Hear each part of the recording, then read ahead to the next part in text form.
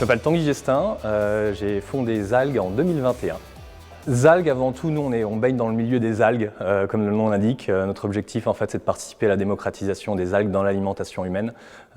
Et nous, notre parti pris, c'est de travailler avec des innovations. On veut créer des nouveaux produits, des choses qui n'existent pas sur le marché. Nous, on souhaite vraiment positionner les algues comme un légume. On met nos algues sous forme de cubes et l'idée c'est de les positionner en fait dans des assiettes avec une approche, avec l'usage que tous les Français savent maîtriser, c'est la poêle. Donc ce sont des dés à poêler à base d'algues. On a un leitmotiv, c'est de travailler sur du 100% breton. Donc nos algues elles viennent du Finistère, on transforme dans le Morbihan.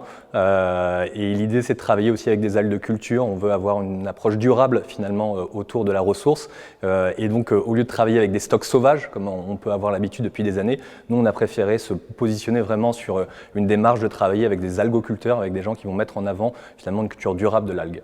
Le trophée Chrysalide, en fait, nous, ça va nous apporter en fait surtout de la notoriété dans cette optique aussi de démocratiser les algues dans la consommation. Plus on va en parler par le biais de médias, par le biais de trophées, d'événements, c'est vraiment important en fait dans le développement finalement de cette nouvelle approche de consommation. Et surtout pour nous, pour Zalg, on va rentrer dans une phase de développement qui va être un peu plus importante avec notamment des investissements. Et c'est aussi une idée et une présence pour nous pour montrer qu'on est acteur du territoire et qu'on s'engage aussi dans cette filière pour développer la consommation des algues.